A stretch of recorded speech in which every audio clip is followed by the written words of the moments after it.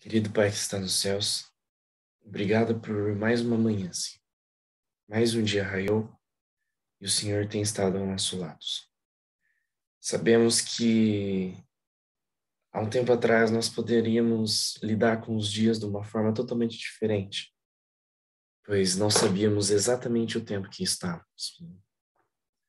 Nem tampouco tínhamos metas e propósitos específicos, tanto de transformação no caráter, tanto de conhecimento adquirido, tanto de metas futuras, sucessos que buscamos ter, tanto espiritualmente quanto em nossas vidas.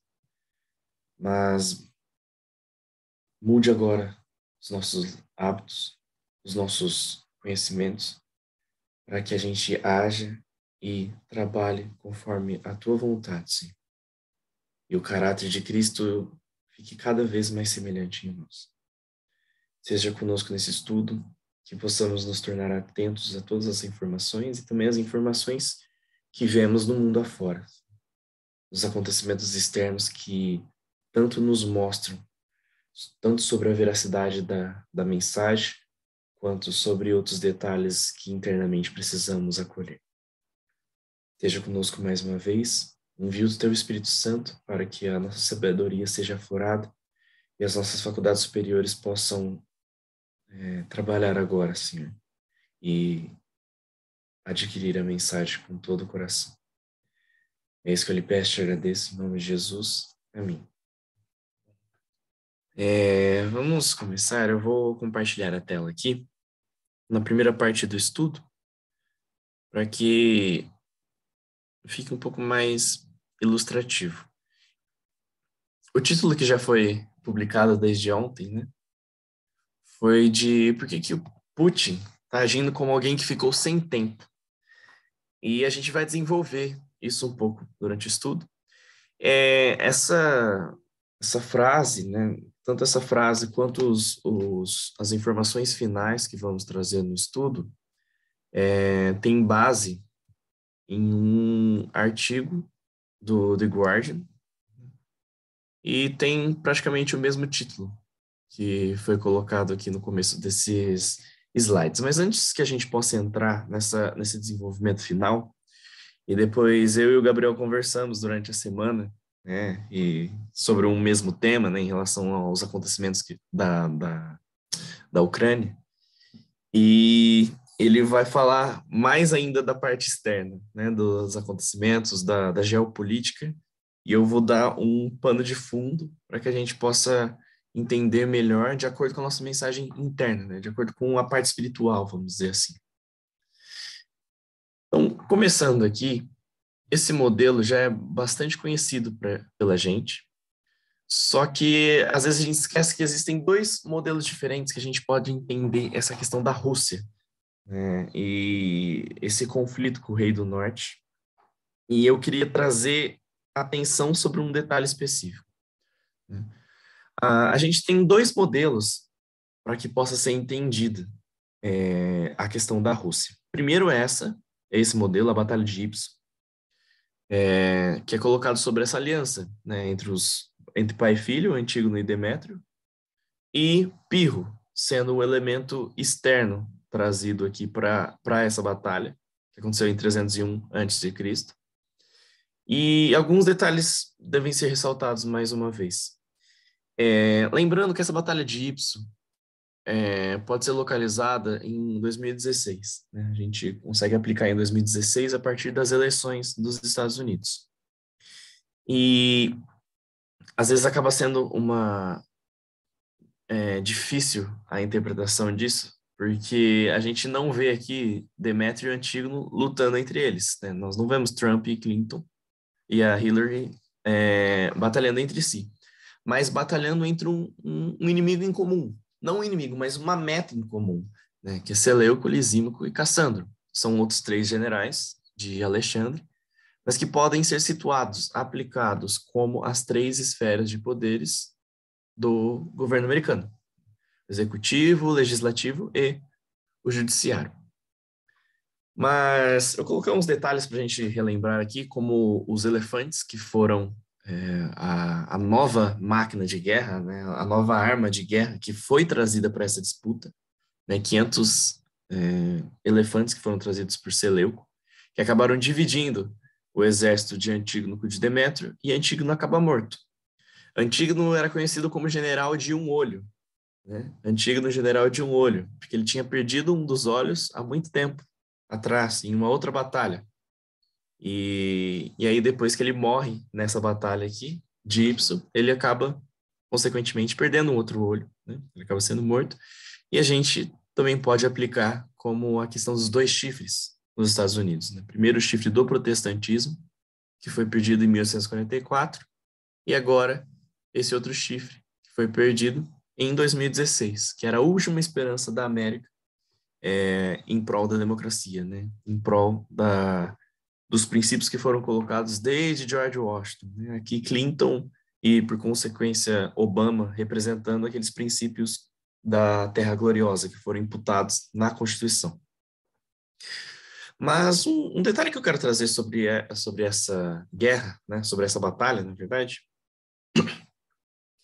é que o quarto general, que também ia se colocar aqui contra Antígono e Demétrio, e por consequência Pirro, era Ptolomeu. E se a gente for lembrar da história, acontece uma fake news, né? Uma notícia falsa, que chega para Ptolomeu.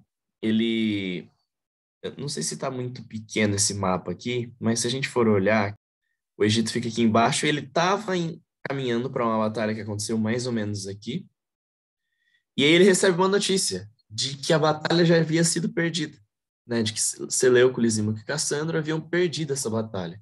Então ele acaba retornando para o Egito. Ele não entra, ele não participa, né, dessa batalha. E é um fator interessante disso. Só que o principal desdobramento, que às vezes pode se passar despercebido quando a gente lembra dessa estrutura, né, desse modelo, é que ao fim da batalha, Seleuco recebe essa região aqui, que é a Celecíria, essa região em vermelho aqui, que compreende a Palestina aqui, um pouco da Ásia Menor e um pouco da parte da Babilônia. Então é uma área especial e é muito, como posso dizer, é muito disputada, porque ela une três continentes, né? Eu tive a oportunidade de, em 2019, peraí que tem uma coisinha isso, estratégica, perfeito. É uma área estratégica. E eu tive a oportunidade de, em 2019, conhecer, né, Israel, né, conhecer essa área aqui. E havia no Monte Carmelo aqui, que a gente conhece como onde foi Eliseu ofereceu sacrifícios, Elias, na verdade, ofereceu sacrifício e teve aquela batalha, né, entre Deus e entre Baal. Ele se coloca bem nessa área aqui. E esse monte ele foi historicamente usado como uma fortaleza, porque a partir daqui, essa visão que ele tem, você consegue gerar defesa, né? Você consegue fazer uma fortaleza e gerar defesa para todas essas áreas. Então, essa área estratégica é muito importante, porque se você tiver um domínio aqui dessa área, você praticamente constrói portões para todos esses lados, né? Para todos os inimigos que tenham que ou passar daqui do Oriente Médio para a Europa, ou da África para o Oriente Médio, né? Então é uma área muito importante. E Seleuco recebe essa área após a batalha, né? Foi um prêmio de batalha que ele recebeu. Porém, Ptolomeu, ele toma essa área sem aviso prévio, né? Mesmo que ele não tenha batalhado, né, nessa guerra de Ipso, né, nessa batalha de Ipso, ele recebe essa área aqui. Recebe não, né? Ele toma essa área e acaba dominando. Só que a gente vai ver um pouco mais no modelo seguinte, né, de Daniel 11. Em Daniel 11:5 é explicado que Ptolomeu ele era tutor de Seleuco, né? Então Seleuco era um dos príncipes que lutava pelos interesses de Ptolomeu, só que Seleuco se tornou um príncipe mais poderoso que seu próprio tutor. Então, por isso que ele acabou se separando, né? Recebendo uma área só para ele, né? Um domínio só para ele, porque ele se tornou mais poderoso.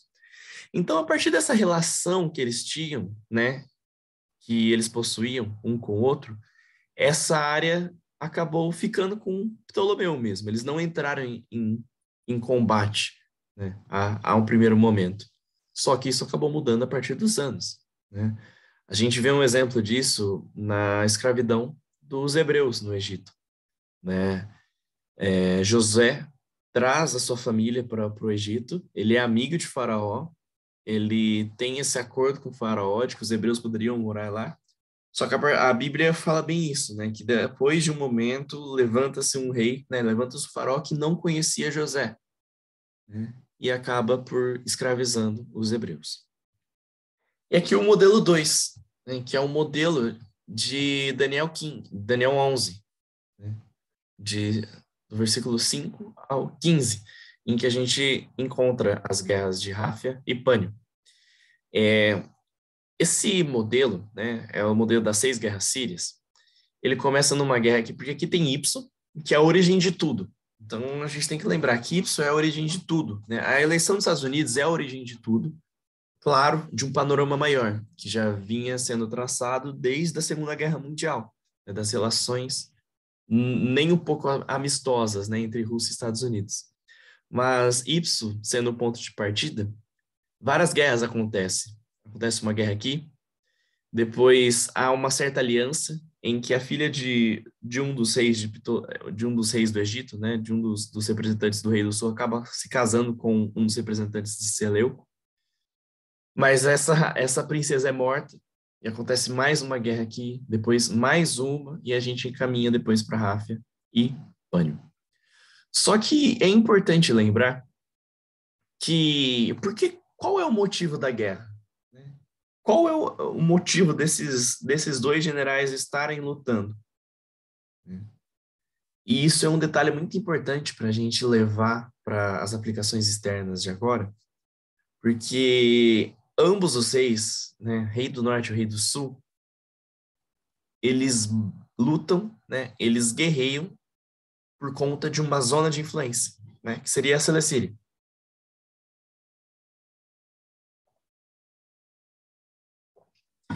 E essa batalha que acaba sendo milenar, né, se arrasta, né, por bastante tempo. Milenar não, né, mas uma centena de anos.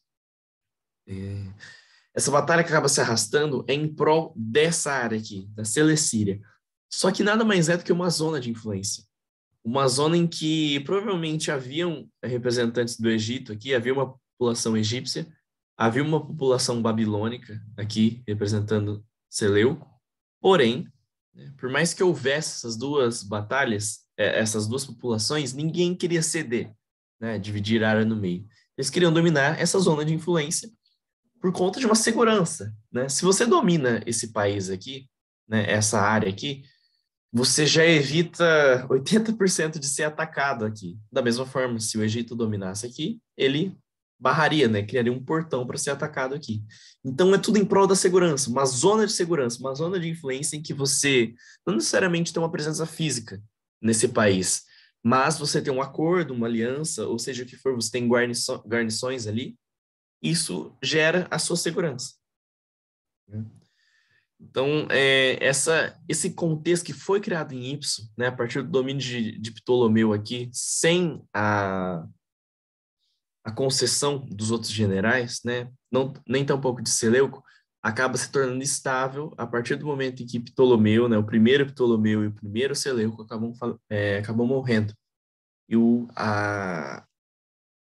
E a relação dessa área, né, a relação que havia, né, de compartilhamento dessa área, vamos dizer assim, de concessão dessa área, acaba cedendo. Então, esses são os dois modelos. Eu queria trazer um foco especial sobre a Celecíria, sobre o assunto da Celecíria, que é um assunto sobre zonas de influência, né, que seria muito importante para essas guerras que a gente vê entre o Rei do Norte e o Rei do Sul. Avançando uns bons anos, né, a gente tem uma nova uma nova dicotomia, né? Entre Rei do Norte e Rei do Sul. Aqui eu coloquei o Rei do Norte no mar aqui, porque os Estados Unidos não aparece nesse mapa, mas aqui a gente vê a Rússia, mas sobretudo a URSS, né? E o domínio, né?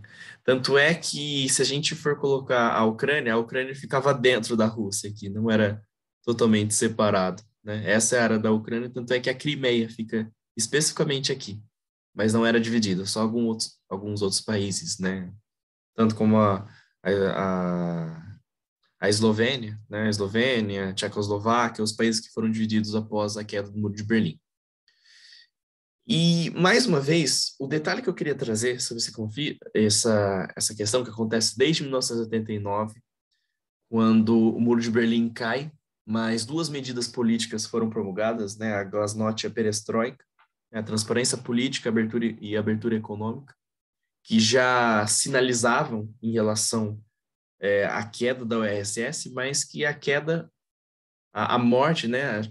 Temos a ferida mortal e a morte aqui em 91, quando o Gorbachev finalmente renuncia ao governo. Mas nesses anos aqui, acontecem algumas coisas importantes em relação à organização da geopolítica do leste europeu. E um outro fato que eu queria trazer, né, que é muito sinalizado, né, em relação a esses conflitos, ao entendimento desses conflitos,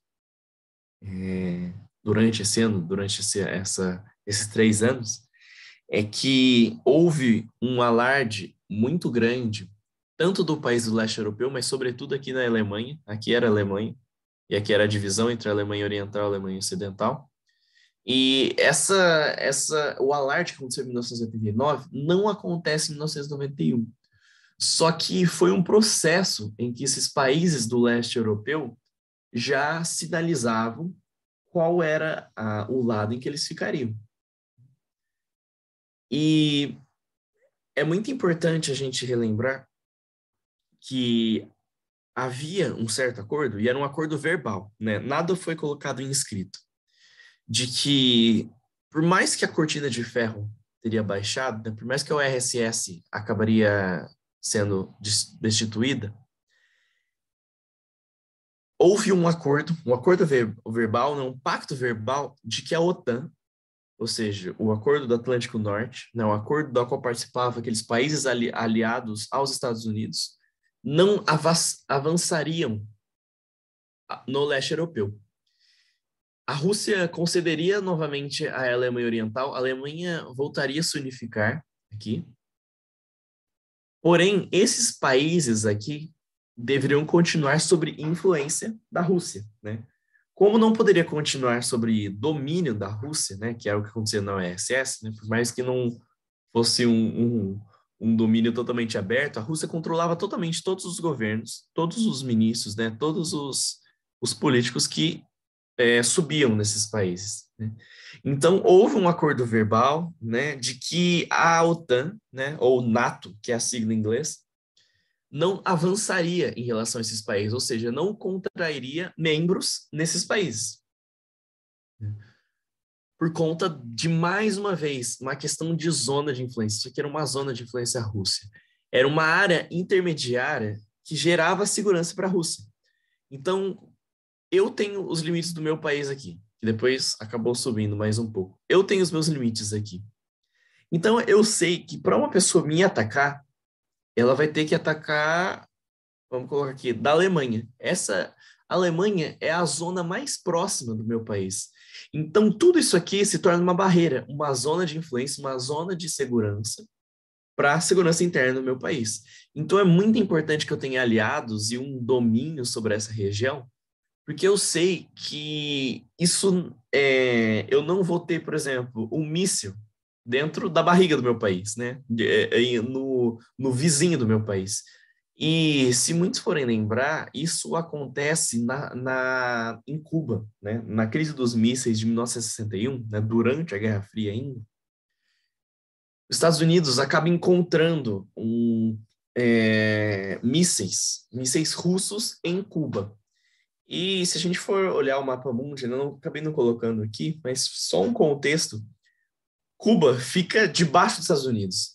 Então é muito diferente de que eu tivesse colocado mísseis aqui na Eslováquia, por exemplo, na Eslovênia e Eslováquia.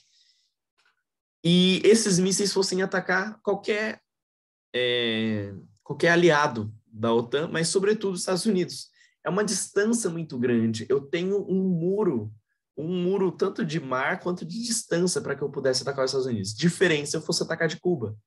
Então, mesmo interesse que os Estados Unidos tinham em Cuba, né, que depois acontece todas aquelas questões, né, tentativa de invasão da CIA, né, em Cuba e etc. O mesmo interesse que os Estados Unidos tinham em Cuba é o mesmo interesse que a Rússia tem, por exemplo, na Ucrânia, né, que foi colocado aqui. Só que em 1990 a Ucrânia sinaliza uma certa vontade, um certo interesse de se aliar ao Ocidente. E muita diplomacia, né, muitos acordos foram colocados em vários desses países aqui do leste europeu, né? Havia a lista da OTAN e havia a lista do... Se eu estiver errado, alguém, por favor, me corrija, mas é uma lista que chamava Pacto de Paz, que a OTAN tinha 16 países, né, até mais ou menos 1996, e depois havia o Pacto de Paz, que seriam países que não enquadrariam na OTAN, não entrariam na OTAN, mas teriam um certo acordo com o Ocidente. E um dos países foi a Bósnia, né, que depois a gente viu a guerra, né, da Bósnia e todos os conflitos que geraram a partir daí, e foi por causa, uma questão por conta disso, né, da união, né, desse Pacto de Paz. E então, a partir desse pacto de paz, a partir de uma expansão que a OTAN teve em 97, né, de contrair novos membros, sobretudo a Polônia. A Polônia foi a principal incursão, né, dos Estados Unidos, né, do Ocidente, em relação aos países do leste europeu.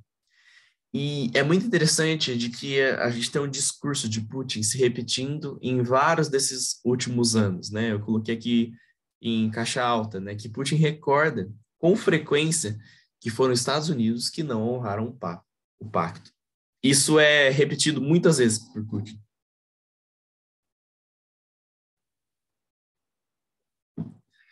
Inclusive, no último ano, Putin escreveu um ensaio, né? Ele escreveu uma resenha do próprio punho, com mais de 6.000 palavras, explicando quais são os motivos da Rússia ter tanto interesse na Ucrânia, a necessidade de unirem os povos, né, de fazerem uma coalizão, né, uma união entre os povos de mesma origem, né, de origem soviética, e o quão os Estados Unidos é um país ruim, um país que não honra seus pactos.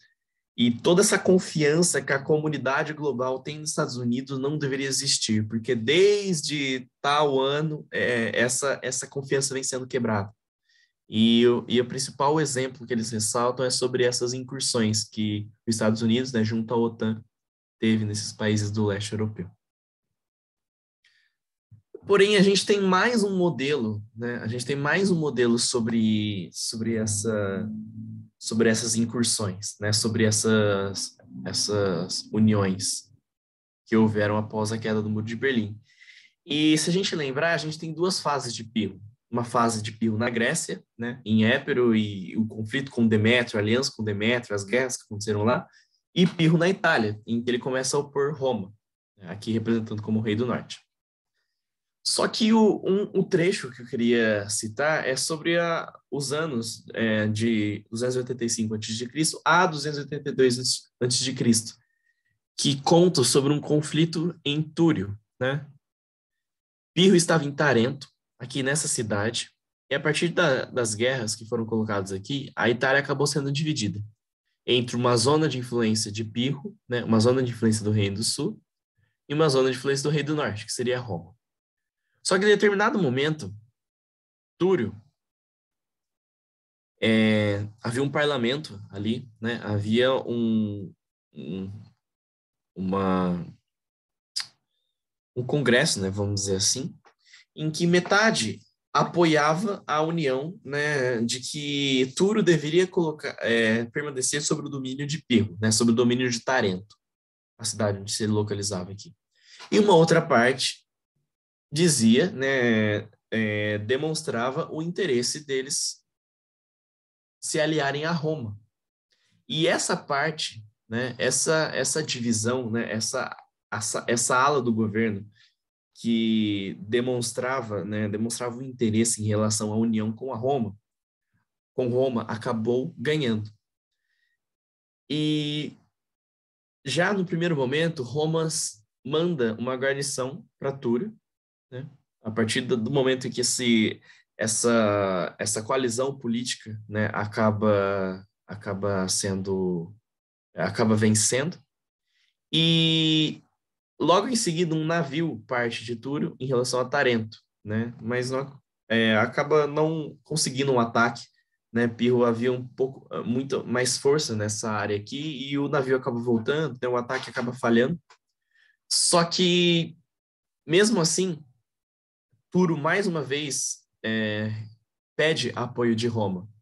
E o primeiro apoio, né, a essa vitória do partido foi em 285 a.C. E depois, em 282 a.C., mais uma vez, Túrio requisita apoio de Roma.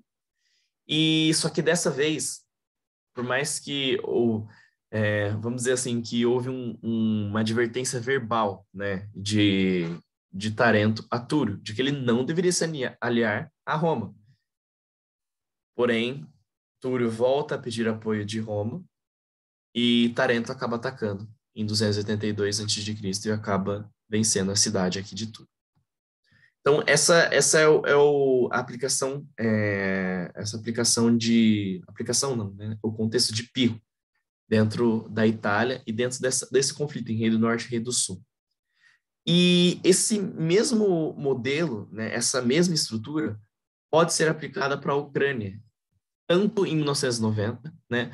Aqui a gente coloca 1990 como sendo 285, né?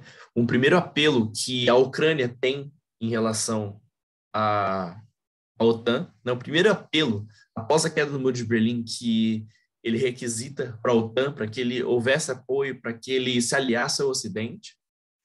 Esse é o primeiro apoio de Túrio, que Túrio requisita a Roma, e acontece essa questão do navio, né? O ataque naval que foi levado a Tarento. E depois, em 2014, acontece um outro conflito na Ucrânia, né? Mais um conflito. Acontece que pode ser situado por 282 a.C. E o contexto da Ucrânia em 2014 é que, dando mais um pano de fundo, né? Em 2011, né, a gente tem algumas questões de que Putin não era presidente, né, da Rússia. Só que ele acaba vendo vários conflitos que aconteceram, desdobramentos na Ucrânia mesmo, e ele começa a ver o jogo de influências que aconteciam no leste europeu.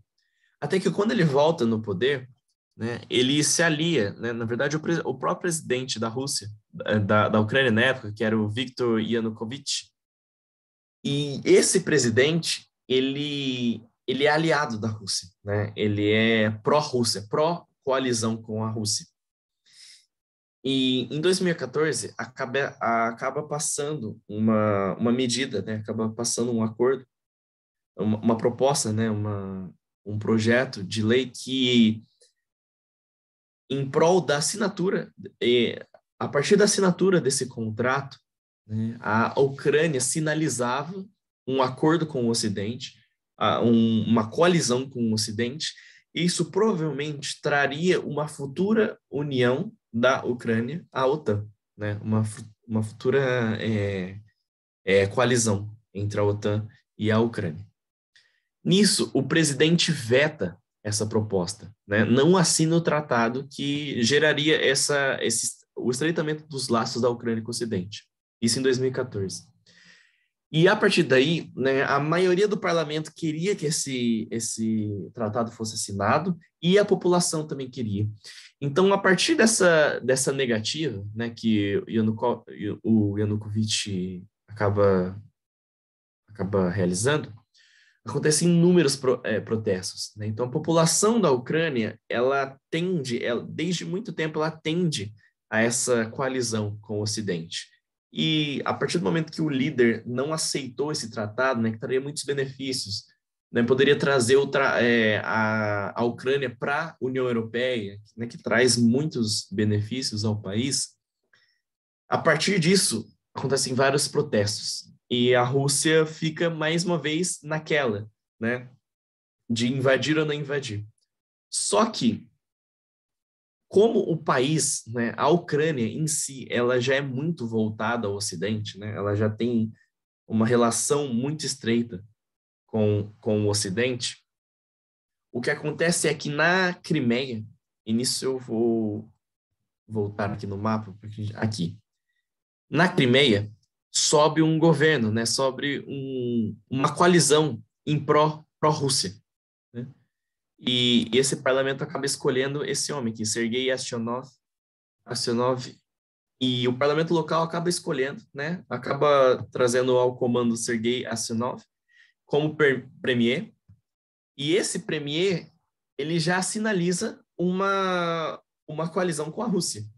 E Putin mal espera, né, a Rússia mal espera que esse governo esteja sedimentado e ele já vem e engloba a Crimeia ao território, né, ao território russo.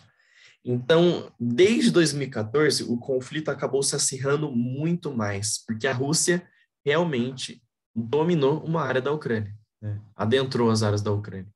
E essas relações, tanto com esse leste europeu, o leste europeu que já procura o distanciamento da Rússia há muito tempo, né? Há muito tempo. E desde essa fase, né, os conflitos vêm se acirrando. Depois a gente tem a questão da aliança com os Estados Unidos em 2016, a partir das eleições dos Estados Unidos, né, o domínio, a questão dos dados, né, das fake news, a manipulação da informação.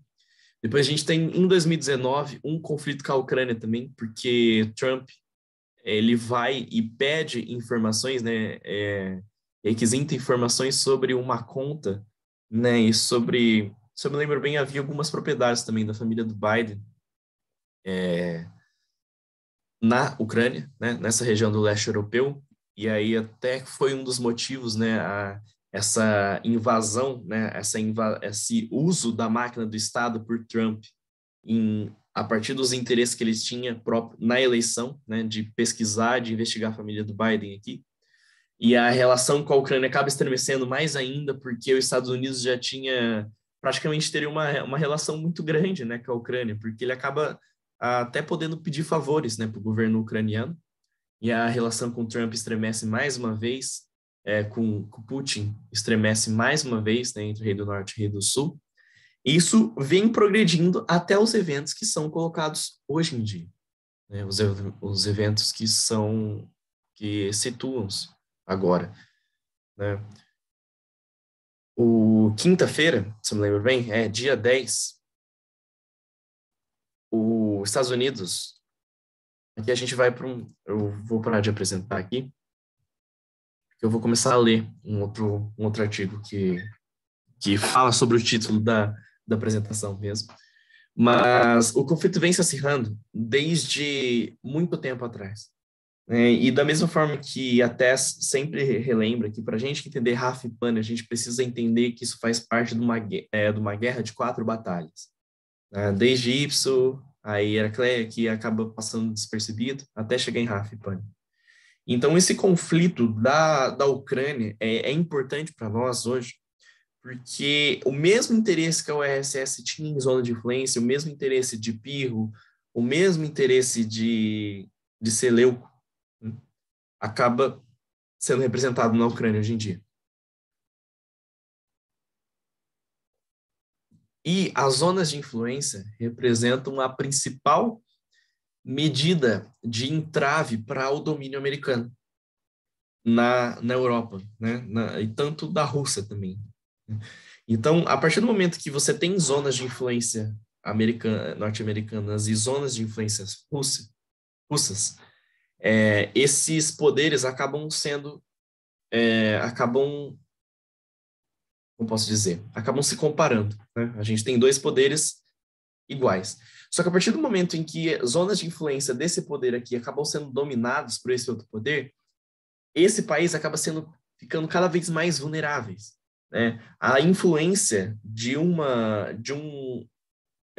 país acaba sendo maior que a outra, porque as zonas de influência estão sendo perdidas, né? As barreiras que um país possui acabam sendo perdidas por causa das incursões do outro país. E, a partir disso, eu queria dar um contexto final, né, sobre um artigo, né? O artigo que eu situei, né, que dá o título dessa apresentação, que é um artigo do The Guardian que explica, e ele é muito... Isso está no Media Broadcast, viu? Foi compartilhado, eu me esqueci a data agora que ele foi compartilhado, mas ele dá um panorama muito interessante sobre a questão dos conhecimentos que a gente já sabia sobre Pânico, né? Da questão de que é o início do fim, né? Da Rússia, né? Do Rei do Sul. E eu vou ler alguns trechos agora. E o artigo começa assim: Vladimir Putin enviou suas tropas para a fronteira com a Ucrânia e entregou exigências impossíveis à Europa. E uma dessas exigências foi o impedimento do avanço da OTAN, mais uma vez requisitado desde 1989, e bem como a exigência se torna impossível, porque ele também requisita a exclusão de qualquer possibilidade da Ucrânia participe do pacto, né, participe da OTAN. E, seguindo o contexto, ele parece pronto para lançar uma nova ofensiva para estabelecer seu domínio sobre Kiev. Então, essa é a situação do conflito atualmente. E um trecho interessante que eu ressaltei aqui é o seguinte: diz que Putin sente uma missão histórica para reverter a deriva da Ucrânia em direção ao oeste. Apesar de seu próprio papel na criação de uma rixa, anexando a Crimeia em 2014 e alimentando uma guerra no sudeste da Ucrânia. Mas seu ritmo acelerado atual levanta questões sobre o porquê de ele parecer sentir o momento de agir é agora, como se estivesse ficando sem tempo. Então, por mais que o interesse na Ucrânia sempre havia existido, né, sempre existiu, é muito interessante notar que meio que Putin está correndo, né, com as suas medidas no momento de hoje. E a gente vê, né, relembrando que em 2016 acontecem algumas medidas internas na Rússia. Né? Se alguém lembrar, Putin ele coloca uma guarda real, né, que é uma proteção, é uma guarda de vários soldados, são os piores soldados, vamos dizer assim, os soldados mais treinados para que defendam ele mesmo, então não são soldados em prol da Rússia, né? Soldados submissos, né, ao poder da Rússia, do Estado, mas submissos a ele, e o controle da internet. Então, essas medidas que são colocadas também eram levadas sob a influência do leste europeu. Então, muita estrutura, muito domínio da Rússia foi levado para esses países do leste europeu e foram levados para a Ucrânia, né, foram tentados levar. Mas como a Ucrânia ela já tem uma mentalidade muito mais ocidental, isso é o principal motivo de conflito, né? Que Putin ele organiza os governos e organiza essas medidas de forma que ele se torne intocável, né? Isso elimina a autonomia dos países. Então, continuando com o texto, ele disserta um pouco de que os seus procuradores, né, os procuradores do Putin, podem controlar pedaço do sudoeste da Ucrânia, né, aquele que é mais ligado, aquele mais próximo à Rússia. Mas o resto do país se afastou ainda mais de seu controle. Então, essa tentativa, né, essa correria desesperada de Putin, é que quanto mais ele aperta, por mais que ele tenha uma certa influência no sudeste da Ucrânia, a Ucrânia se torna cada vez mais ocidental, né, cada vez mais pró-oeste, e se afasta do governo russo. E dentro do ensaio, né, que eu coloquei, né, dentro da escrita, né, daquela carta que Putin envia e fala sobre os Estados Unidos, tudo mais, sobre a necessidade da Ucrânia, ele argumenta que o país, né, que a Ucrânia está se tornando de fato um membro não oficial da NATO, uma anti-Rússia, né, um país anti-Rússia. Ele afirma que um dia poderia receber tropas ocidentais ou mesmo mísseis, né, aqui representando o medo que ele tem da coalizão da Ucrânia com o Ocidente. Eles chegaram, né, continuando o artigo, eles chegaram à conclusão de que as tendências não estavam indo na direção deles e que eles estavam caminhando para a derrota geopolítica. Disse Samuel Sharp, um cientista político sênior da Rand Corporation. O plano inicial do Kremlin, né, então a estratégia que o Kremlin vinha adotando, né, exceto, né, os acontecimentos de 2014, era de esperar para que os ucranianos perdessem a paciência em seu novo governo, né, perdessem a paciência com esse governo. Inclusive, o governo atual é de coalizão com o Oeste. Né? Eu esqueci o nome do presidente agora, mas ele é aliado da União Europeia. Ele busca essa aliança. Então, o plano inicial do Kremlin, a estratégia do Kremlin era esperar para que os ucranianos perdessem a paciência, né? Uma tentativa, uma espera de que houvessem protestos, né, em prol da união com a Rússia mais uma vez, e para que o Ocidente perdesse o interesse na Ucrânia, né, para que esse interesse não existisse mais. Só que esse plano, essa estratégia não se torna mais viável, né? O Kremlin decidiu que o status quo, né, o status da Ucrânia se torna intolerável e que precisava ser mudado. E para fazer isso, né, continuando o artigo, para fazer isso, Putin disse estar aberto às negociações e exigiu um novo tratado com a OTAN para reverter sua expansão. E aí ele retira algumas tropas, né, e...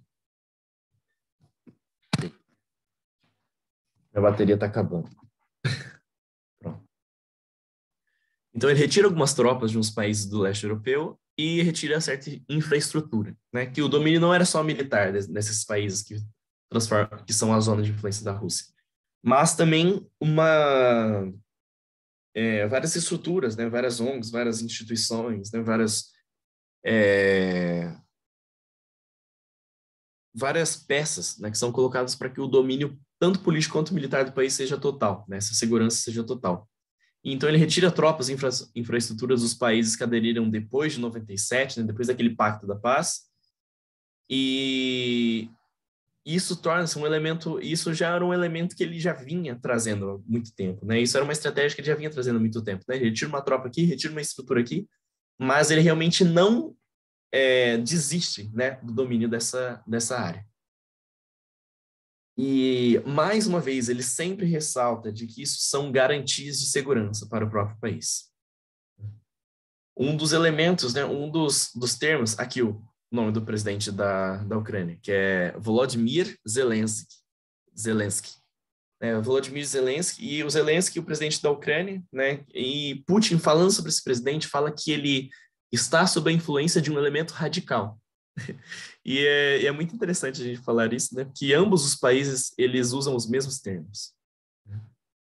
Isso, a Carla já tinha colocado aqui o Zelensky. E ambos os presidentes, né? Ambos os países usam o mesmo jargão, né? A mesma frase, né? De que eles estão sobre o elemento radical, né? A coalizão com a Rússia seria um elemento radical para os Estados Unidos e a coalizão com o Ocidente seria um elemento radical para o Kremlin.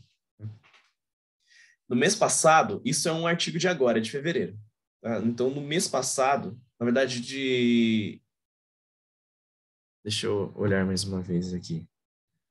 Na verdade, de dezembro de 2021, esse artigo, 23 de dezembro de 2021. Então, aqui fala que no mês passado, ou seja, em novembro de 2021, os diplomatas russos divulgaram as suas comunicações com seus homólogos franceses e alemães, né, com as embaixadas na França e Alemanha, essencialmente diminuindo as chances de novas negociações com as potências europeias. Então, não só Putin está tentando, sobre qualquer maneira, reafirmar o seu domínio no leste europeu, como ele já está se tornando a comunicação com a Europa insustentável. Então, as comunicações estão ficando cada vez mais raras, né? Cada vez mais restritas. E as chances de negociações com a Europa está se tornando cada vez mais restrita, cada vez mais inexistentes.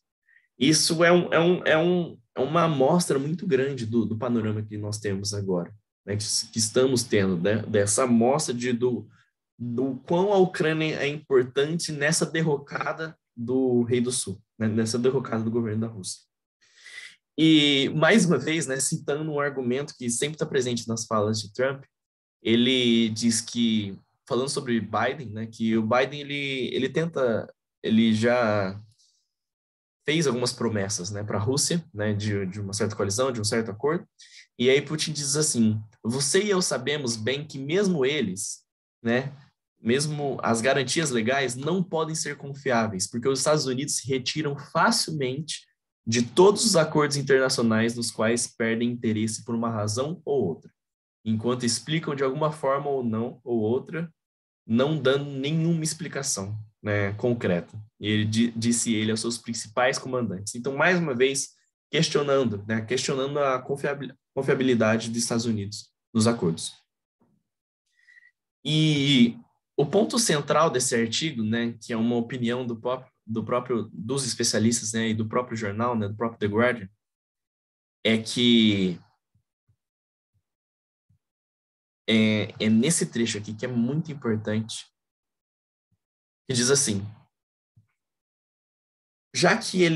né, já que ele acabou com as tentativas de estratégia, né, de diplomacia, né, mostrando os acordos que têm acontecido com outros países e que é praticamente um ultimato, né, já que ele já tentou as exigências diplomáticas como Estado, né, da questão da total exclusão da possibilidade da Ucrânia se enquadrar à OTAN, etc., e já que ele retirou algumas tropas e tirou as estruturas, né, de retirou as estruturas dos outros países do leste europeu. Isso deixa Putin com a opção da força militar, uma contingência que ele parece estar pronto para usar. Na quinta-feira, caças dos Estados Unidos se situaram no país vizinho da Ucrânia, né? E muitas tropas da Rússia foram colocadas, né? Já foram aproximadas da fronteira da Rússia também. Não que isso enquadre uma possibilidade de uma guerra quente, né? Nós já vemos que a estrutura dessa batalha, né, entre Rei do Norte e Rei do Sul, é uma estrutura dos elefantes, né? A nova máquina de guerra, né? A máquina de guerra usada, né? A ferramenta usada são as informações, né? E esse jogo de zonas de influências.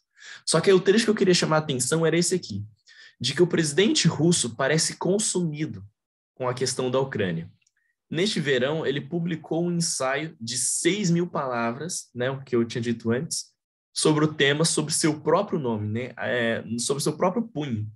E analistas russos propuseram que a solução de seu dilema poderia determinar sua própria linha do tempo como líder da Rússia.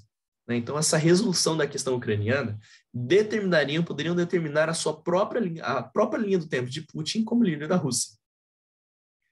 Parece que o que ele consegue alcançar na Ucrânia será o fator decisivo para que Putin fique ou não depois de 2024, escreveu Alexandre Baunov, um membro sênior do Carnegie Moscow Center, este mês.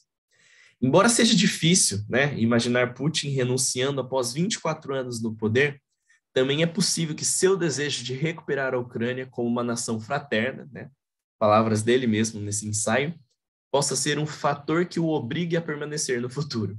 Então, da mesma forma que sinaliza para essa permanência ou não dele no governo, também pode ser uma estratégia que ele já usou em outros momentos de que, como essa batalha ainda não for ganha, né? Baunov escreve, mas assim, se a vitória ainda não foi alcançada, talvez não seja o momento de renunciar. Então, esses últimos trechos, né? Essa última que dão o nome da fala que eu busquei trazer hoje, né, sobre por que o Putin está agindo como uma pessoa sem tempo, né, como um homem sem tempo, demonstram essa importância da questão das zonas de influência, né, do embate entre essas duas potências. E isso não afasta nem um pouco a questão das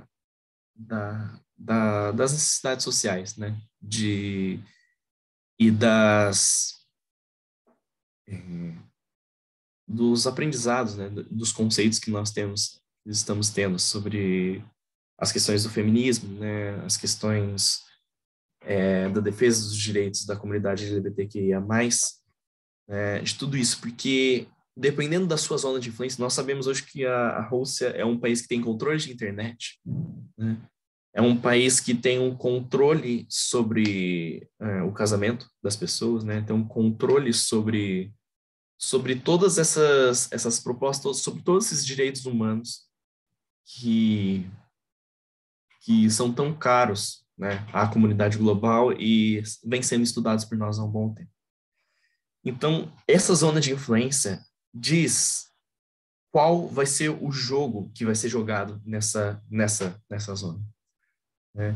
Então, e uma das principais motivações, né, uma das principais motivações da população e do presidente atual da Ucrânia sinalizar essa vontade de se unir ao Ocidente é justamente isso, né? A partir do momento que a Ucrânia se ligasse mais uma vez à Rússia, o mesmo domínio que é colocado lá sobre o controle da internet, né, sobre o controle das perspectivas de direitos humanos, seria imputado ali no país, né? A gente acompanhou, né, ano passado e o ano retrasado, a questão de Belarus, né, sobre as medidas que foram negadas sobre o governo, pelo governo de lá, em relação aos direitos humanos, em relação ao casamento gay, né? E todas essas medidas foram tomadas, né, e foram reunidas a partir da influência da Rússia sobre aquele governo, né? Então, a Ucrânia, vendo isso, né, vendo essa movimentação, busca exaustivamente a separação da Rússia.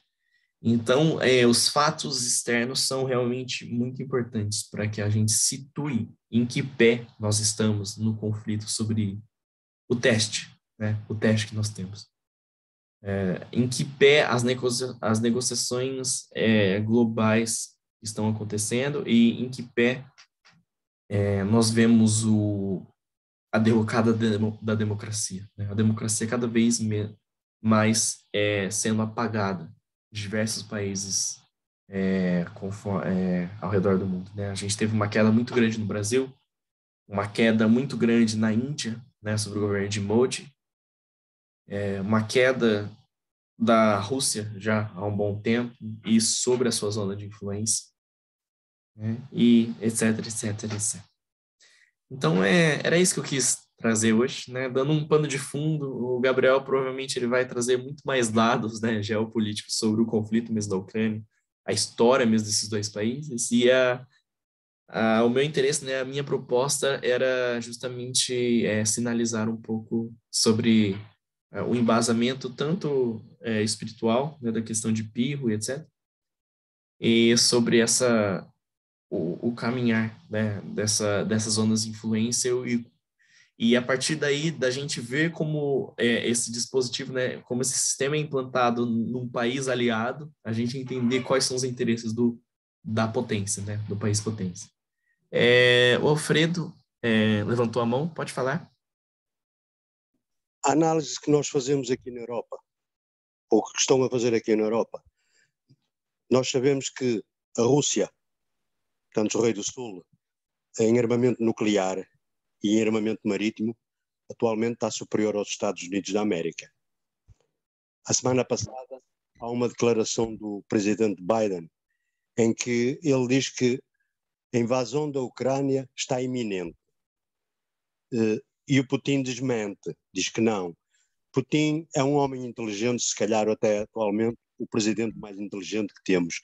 Ele sabe muito bem uma guerra entre a Rússia e os países da Europa ia ser desgastante para a própria Rússia.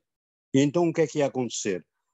Ela ia desgastar a Rússia de uma maneira que o Rei do Norte, a América, os Estados Unidos, que estão a viver uma situação muito difícil atualmente, iriam ficar por cima da Rússia depois. Portanto, o Putin não lhe interessa essa guerra com a Ucrânia. O Putin interessa-lhe negociar, ir atrasando, porque sabe que só irá dar vantagem aos Estados Unidos essa guerra. É só. Sim. Não, perfeita análise. É um fator interessante da gente se trazer muito importante, porque é justamente isso, né? A gente viu no artigo que o Kremlin, a estratégia do Kremlin era esperar, né? É esperar que tanto o Ocidente perdesse o interesse na Ucrânia, quanto os ucranianos se acalmassem e se cansassem do governo, esse governo mais ocidental, colocado como ruim, né? Pela Rússia. E aí o acirramento das questões que nós vemos hoje é justamente um sintoma de pânico, né? A derrocada da Rússia acontecendo cada vez mais, justamente porque Putin está se sentindo sem tempo. E a gente conhece o tempo, né? Que o tempo é próximo e tudo mais. Mas é isso, né? Eu estava dizendo antes, mas foi muito interessante ver a Tess colocando a Ucrânia na lousa, né? Colocando tanto de 1990 quanto de 2014, né? A questão da Crimeia, e o quanto isso se desdobrou dentro dessas guerras que a gente já estudava há um outro certo tempo, tanto de Raf e Pan. Vamos encerrar então. E fico feliz pelos comentários aqui no chat de que todo mundo conseguiu entender, que foi um bom estudo. Agradeço muito e que isso possa glorificar o nosso Deus. Bom, vamos orar então, para a gente encerrar. Senhor, obrigado por mais um estudo e obrigado pelo Senhor guiar essa amostra dos eventos externos com tanto carinho, Senhor. Nós vemos que o Senhor é um Deus que gira os planetas e que controla o universo com suas próprias mãos. E, da mesma forma, o Senhor tem guiado o seu povo nessa linha para que a gente estivesse no momento certo, olhando para o lado certo e olhando para os acontecimentos certos, para que a gente não possa alegar qualquer falta de informação, porque o Senhor nos instrui, o Senhor nos nutre e o Senhor nos concede tudo que precisamos, Senhor. Esteja conosco mais uma vez durante a passagem desses eventos externos, mas principalmente renovando nossos propósitos, nossas metas, nossos hábitos em relação às informações sociais que estamos tendo, os conhecimentos sociais que estamos tendo, os conhecimentos que estamos trazendo sobre o teu caráter, Senhor, estamos tendo sobre o seu teu caráter, e que a gente possa assemelhar cada vez mais a ti, Senhor. Nos conceda sabedoria e que nós consigamos entender o pecado, entender a idolatria como ela é, pelo seu próprio nome. E que nesses eventos que vão se seguindo, nesses acontecimentos que vão sendo trazidos à tona, nós possamos assumir a luta do seu lado e defender os seus ideais e os seus propósitos. É isso que eu lhe peço e agradeço. Mais uma vez, em nome de Jesus. Amém, Senhor.